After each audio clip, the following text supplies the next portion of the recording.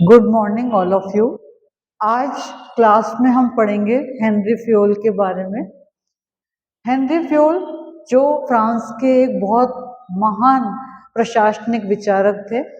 इनका जन्म 1841 में हुआ था। इनकी जो फेमस पुस्तक है जर्नल और इंडस्ट्रियल एडमिनिस्ट्रेशन, जिसमें इनकी सारी रचनाएं जो हैं वो समाहित हैं और इसके अंतर्गत उन्होंने प्रशासन के उन सभी सिद्धांतों और मैनेजमेंट के बारे में बताया है जो कि वर्तमान समय में बहुत ही महत्वपूर्ण है। तो हम पढ़ेंगे सबसे पहले एलिमेंट्स ऑफ मैनेजमेंट के बारे में, जिसमें उन्होंने बताए हैं मैनेजमेंट की जो 5 क्रियाएं हैं उसके ऊपर सबसे ज़्यादा उन्होंने फोकस किया है। और उनमें पहला है प्लानिंग।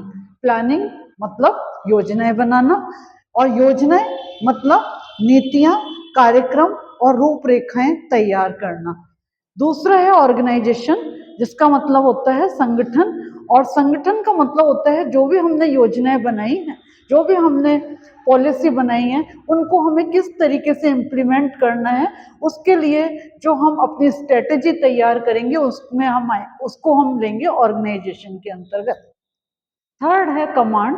कमांड का मतलब होता है आदेश देना, और आदेश का मतलब है कि कर्मचारियों या जो कहने का मतलब है एम्प्लॉयज, उनके साथ हम कैसे काम करवाएंगे, और उनके काम करवाने का जो मेथड होगा वो होगा कमांड के माध्यम से, जिसमें उनको आदेश दिए जाएंगे और आदेश के माध्यम से उनसे कार्य करवाया जाएगा। नेक्स्ट है कोऑर्डिनेशन। कोऑर्डिनेशन मतलब समन्वय स्थापित करना, और इसका मतलब है जो भी एक्टिविटीज चल रही हैं उन सब एक्टिविटीज को एक साथ करना, उनके बीच में एक रूपता लाना, जो बहुत जरूरी है। और नेक्स्ट है कंट्रोल। कंट्रोल का मतलब है कि जो भी क्रियाएं हैं उनके ऊपर नियंत्रण करना। उनका कहना था कि मैनेजमेंट को ये सारी क्रियाएं करनी चाहिए जो बहुत इंपॉर्टेंट है। नेक्स्ट में आएंगे प्रिंसिपल ऑफ मैनेजमेंट, जिसमें उन्होंने एडमिनिस्ट्रेशन या मैनेजमेंट के प्रिंसिपल बताए, और उनमें पहला है division of work. Division of work मतलब कार्य का विभाजन। कार्य का विभाजन किस तरीके से होना चाहिए, इसके लिए उन्होंने कहा कि जो व्यक्ति जिस तरीके का काम करने की योग्यता रखता है उस व्यक्ति को उस प्रकार का कार्य दिया जाना चाहिए। सेकंड है अथॉरिटी एंड रिस्पॉन्सिबिलिटी, जिसमें उन्होंने कहा कि एक आपस में संबंध होता है। अथॉरिटी जब तक व्यक्ति के पास नहीं होगी वो अपनी रिस्पॉन्सिबिलिटी पूरी नहीं कर पाएगा। अथॉरिटी उतनी ही दी जानी चाहिए जितनी रिस्पॉन्सिबिलिटी है। इन दोनों के बीच में एक उचित सामंजस्य होना चाहिए। थर्ड पॉइंट है डिसिप्लिन। डिसिप्लिन का मतलब होता है अनुशासन बनाए रखना, और अनुशासन का मतलब है किसी भी सिस्टम को चलाने के लिए बहुत जरूरी है कि जो रूल्स और रेगुलेशंस हैं उसका पालन किया जाए, उसके अनुसार ही कार्य किया जाए। और इसके लिए उन्होंने कहा कि जो रूल्स रेगुलेशंस हैं वो रिटर्न में होने चाहिए।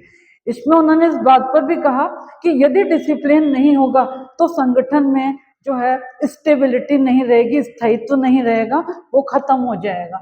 नेक्स्ट पॉइंट है यूनिटी ऑफ कमांड।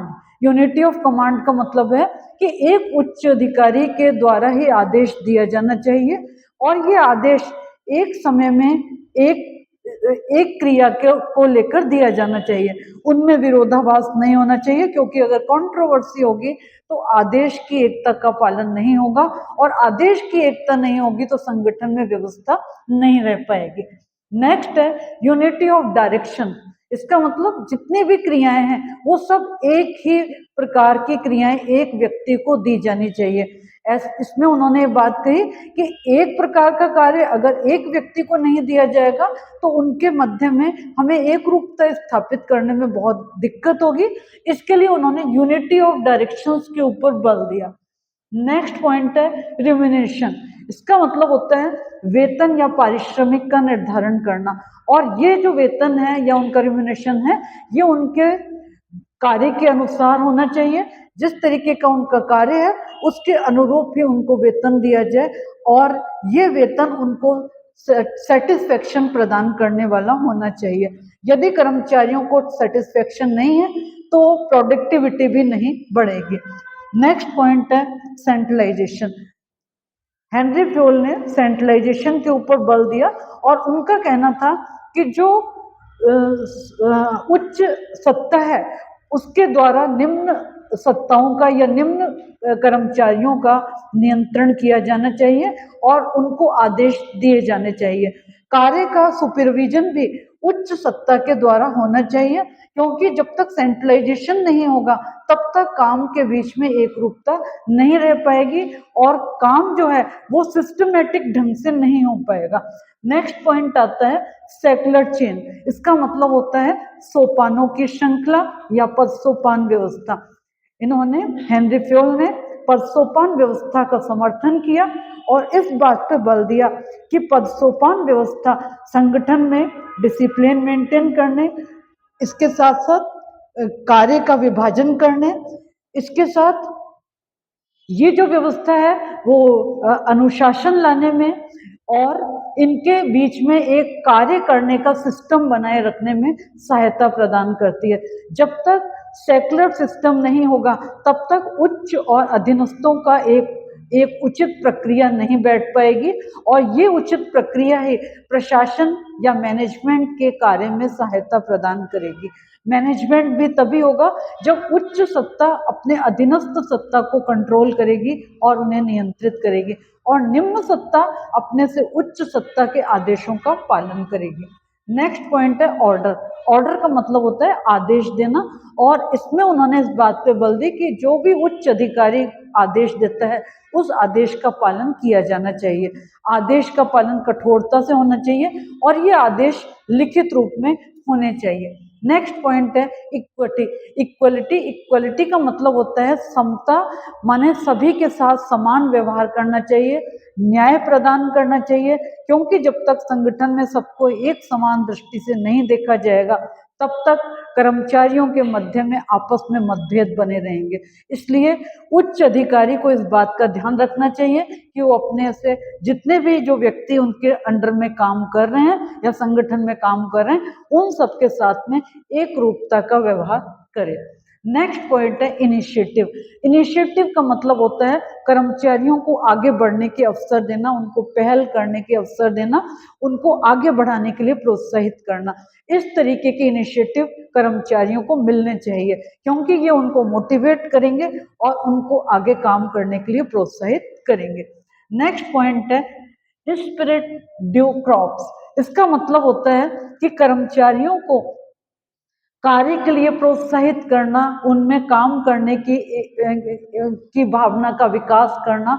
और नेक्स्ट पॉइंट है individual interest to general interest, मतलब कर्मचारी अपने व्यक्तिगत हितों को त्याग दें और अपने सामान्य हितों के बारे में सोचें, क्योंकि अगर वो व्यक्तिगत स्वार्थों और व्यक्तिगत हितों में ही उलझे रहेंगे तो संगठन का विकास नहीं होगा। इसके लिए आवश्यकता है कि सभी व्यक्तियों के हित समान होने चाहिए और मैनेजमेंट को इस बात का ध्यान रखना चाहिए कि वो जो है जर्नल इंटरेस्ट के ऊपर कार्य करे, जिसमें सबके उद्देश्य एक जैसे हों और सबका जो है हित हो सके, सबका फायदा हो सके। नेक्स्ट पॉइंट है stability of tenure of personnel, मतलब कर्मचारियों को स्थायित्व प्रदान करना। बहुत जरूरी है संगठन में कि मैनेजमेंट कर्मचारियों के कार्यकाल की सुरक्षा प्रदान करे। जब तक उनको कार्य की सुरक्षा नहीं होगी और उनको ये महसूस नहीं होगा कि ये संगठन जो है वो वहाँ पे कार्य करने का वातावरण सुरक्षित है, तब तक व्यक्ति आगे बढ़कर काम नहीं कर पाएंगे। कर्मचारियों की संतुष्टि के लिए ये आवश्यक है कि उनको कार्य में आगे बढ़ने के साथ साथ सुरक्षा भी प्रदान की जाए और ये सुरक्षा उनके व्यक्तिगत के साथ साथ उनके परिवार के और उनको जॉब सेटिस्फेक्शन की होनी चाहिए। धन्यवाद।